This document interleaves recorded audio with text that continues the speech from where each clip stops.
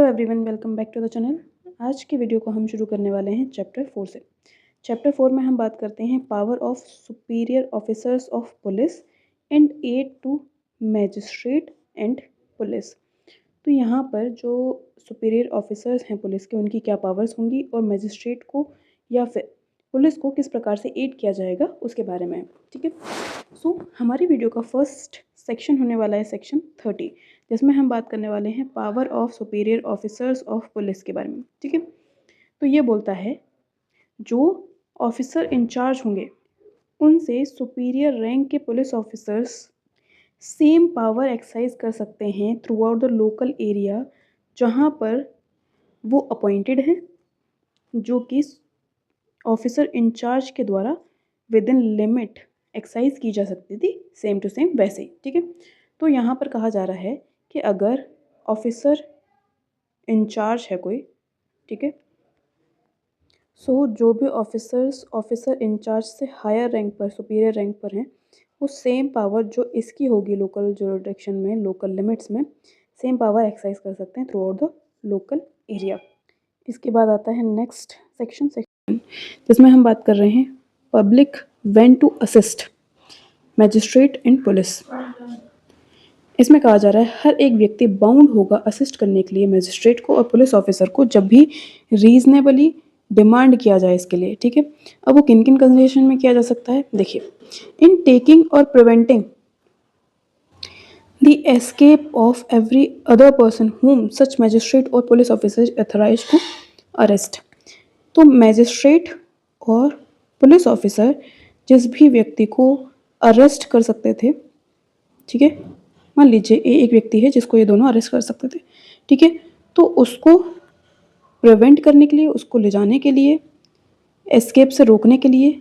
अगर वो चाहें तो किसी व्यक्ति से अगर वो मांगते हैं, डिमांड करते हैं एड को, मतलब मदद के लिए, तो वहाँ पर उस व्यक्ति को मदद करनी पड़ेगी, वो बाउंड है उसको करने के लिए। इसके बाद आता है बी, इसमें कहा जा रहा है इन द प्रिवेंशन और suppression of breach of peace. अगर कहीं पर ब्रीच ऑफ पीस हो रखी है, उसको प्रिवेंट करने के लिए और उसको सप्रेस करने के लिए अगर कोई पुलिस ऑफिसर, ठीक है, या फिर कोई मैजिस्ट्रेट एड मांगता है तो वहाँ पर करनी पड़ेगी, बाउंड है। इसके बाद आता है C, in the prevention of any injury attempted to be committed to any public property. तो किसी भी पब्लिक प्रॉपर्टी को अगर कोई इंजरी पहुंचाई जा रही है, उसको प्रिवेंट करने के लिए कोई एड मांगा जा रहा है तो वो किया जाएगा, उसके लिए बाउंड है वो व्यक्ति। इसके बाद आता है नेक्स्ट सेक्शन 32, जिसमें बात हो रही है aid to a person other than police officer executing warrant. तो एक व्यक्ति है जो कि पुलिस ऑफिसर नहीं है, उसको वारंट दिया गया है एग्जीक्यूट करने के लिए, तो वहाँ पर क्या कंडीशन चलेंगी, when a warrant is directed to a person other than police officer, मतलब वो व्यक्ति पुलिस ऑफिसर नहीं है लेकिन अदर व्यक्ति है कोई, ठीक है, नॉर्मल किसी व्यक्ति को दे दिया वारंट कि भाई इसको आप एग्जीक्यूट करके आओ, any other person may aid in the execution of such warrant, तो वो व्यक्ति जाता है। अब वो, मान लीजिए ये व्यक्ति ए था, वो बी व्यक्ति से कहता है भाई मेरी मदद कर दो, मेरे पास वारंट है, मुझे एग्जीक्यूट करवाना है और अरेस्ट करना है सी को। तो इसने मदद किससे मांगी, बी से, तो ये मदद करने के लिए इसको यहाँ पर कह सकता है कि भाई मेरी मदद कर दो, तो बी यहाँ पर इसकी मदद कर देगा और सी को एग्जीक्यूट कर लिया जाएगा वारंट के और उसको अरेस्ट कर लिया जाएगा। अगर जो व्यक्ति है जिसको वारंट दिया गया है वो नियर एट हैंड है और एक्ट कर रहा है इन द एग्जीक्यूशन ऑफ वारंट, मान लीजिए इसको वारंट दिया गया था लेकिन बी के आसपास सी है, तो बी से कह दिया जाएगा कि भाई तुम एग्जीक्यूट कर दो, तो यहाँ पर ये कर सकता है, ठीक है। इसके बाद आता है नेक्स्ट सेक्शन 33।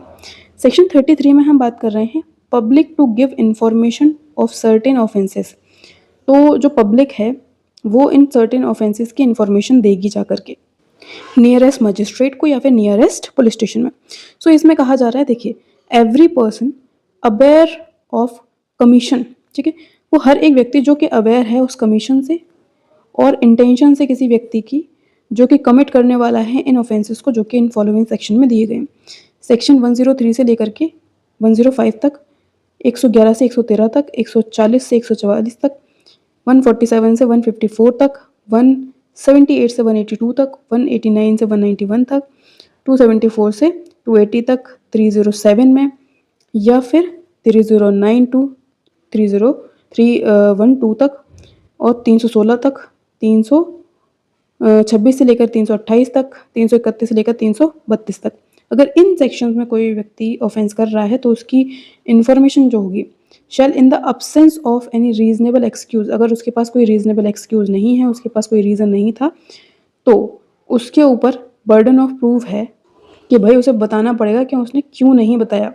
जो रीजनेबल एक्सक्यूज़ की यहाँ पर बात करी गई थी, उसके ऊपर बर्डन ऑफ प्रूफ रहेगा, आपको प्रूफ करना पड़ेगा कि भाई क्या रीज़न था जिस वजह से आपने इन्फॉर्मेशन नहीं दी। तो इसमें ये ड्यूटी है, शेल यूज़ हुआ है ना। Forthwith give information to the nearest magistrate, आपको जो नज़दीकी मैजिस्ट्रेट है उसको या फिर पुलिस ऑफिसर को इन्फॉर्मेशन देनी पड़ेगी, उसकी कमीशन की या फिर इंटेंशन की। अब इसमें आगे कहा जा रहा है, इस सेक्शन के लिए जब हम टर्म ऑफेंस को यूज़ कर रहे हैं तो ऑफेंस में हमने उस एक्ट को भी इंक्लूड किया है जो अगर इंडिया के बाहर कमिट होता है तो वो भी ऑफेंस होगा जैसे कि वो इंडिया के अंदर कमिट हुआ हो। ठीक है, नेक्स्ट आ जाता है 34, जिसमें हम बात कर रहे हैं duty of officers employed in connection with the affairs of village to make certain reports. First में कहा जा रहा है every officer employed in connection with the affairs of village and every person residing in the village. तो वो हर एक officer, ठीक है, और वो हर एक पर्सन जो कि विलेज में रह रहा है, नॉर्मल पर्सन भी हो सकता है। तो इसमें कहा जा रहा है कि वो हर एक व्यक्ति और वो हर एक ऑफिसर वो फोर्थ विथ कम्युनिकेट करेगा नियरेस्ट मजिस्ट्रेट को और ऑफिसर इंचार्ज को नियरेस्ट पुलिस स्टेशन के, which is nearer any information. अभी क्या कम्युनिकेट करेगा, तो ये ऑफिसर और ये नॉर्मल पर्सन जो रिसाइड कर रहे हैं वहाँ पर, वो नियरेस्ट मजिस्ट्रेट या फिर ऑफिसर इंचार्ज को वो इन्फॉर्मेशन कम्युनिकेट करेंगे जो इन पर्टिकुलर चीज़ों से रिलेटेड उसको वहाँ पर मिलती है। ठीक है, ए में क्या कहा जा रहा है, परमानेंट और temporary residence of any notorious receiver और vendor of stolen property in और नियर सच विलेज। अगर गांव के आसपास कोई ऐसा व्यक्ति रह रहा है जो कि स्टोलन प्रॉपर्टी से रिलेटेड कोई वेंडर है या फिर कोई रिसीवर है जो कि परमानेंटली या फिर टेम्परेरीली रिसाइड कर रहा है वहाँ पर, तो उससे रिलेटेड जानकारी दी जाएगी। और बी में कहा जा रहा है to resort any place within और passage through such village of any person whom he knows or reasonably suspected to be a robber, escaped convict और proclaimed offender। देखो, वहाँ पर कोई ऐसा व्यक्ति रह रहा है जो कि या तो फिर रॉबर है या तो फिर ऐसा एस्केप्ड कन्विक्ट है जो कि भाग करके आ गया है या फिर प्रोक्लेम्ड ऑफेंडर है। ठीक है, और उसको रीजनेबली सस्पेंशन है कि भाई ऐसा व्यक्ति कुछ हो सकता है इनमें से कुछ, या फिर वो जानता है, उसको नॉलेज है, तो उसकी भी इंफॉर्मेशन दी जाएगी वहाँ पर। इसके बाद सी में कहा जाता है कमीशन और इंटेंशन टू कमिट, या तो फिर कमिट हो गया है या तो फिर किसी व्यक्ति की इंटेंशन है उस विलेज के आसपास कोई भी नॉन वेलेबल ऑफेंस कमिट करने की, और ऐसा ऑफेंस कमिट करने की जो कि पनिशेबल है अंडर 189 और 191, किसके अंदर, बीएनएस के अंदर। ठीक है, उसके बाद आता है डी, विलेज के आसपास अगर कोई सडन और अननेचुरल डेथ हुई है या फिर डेथ हुई है जिसमें सस्पिशियस सर्कमस्टांसेस दिखाई दे रहे हैं और ऐसा कोई कॉर्प्स और पार्ट ऑफ कॉर्प्स मिले हैं जिससे रीजनेबल सस्पेंशन हो रहा है कि भाई जो डेथ हुई है वो ऐसी तरीके से हुई है जहाँ पर कुछ मिस्टीरियस लग रहा है, तो वहाँ पर या फिर उस गांव से कोई ऐसा व्यक्ति है जो कि डिसअपियर हो गया एकदम से और पूरा सस्पिशन है कि नॉन वेलेबल ऑफेंस वहाँ पर कमिट हुआ है, तो इसकी जानकारी भी वहाँ पर दी जाएगी। इसके बाद आता है ई, इसमें कहा जा रहा है कि ये जो पर्टिकुलर सेक्शंस दिए हुए हैं, देखिए, ठीक है, इनमें कोई ऑफेंस कमिट हो गया है या तो फिर इंटेंशन है किसी की उससे कमिट करने की उस विलेज के आसपास, ठीक है,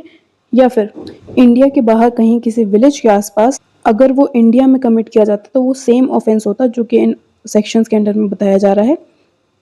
तो उसकी भी जानकारी दी जाएगी। इसके बाद आता है एफ, जिसमें बात की जा रही है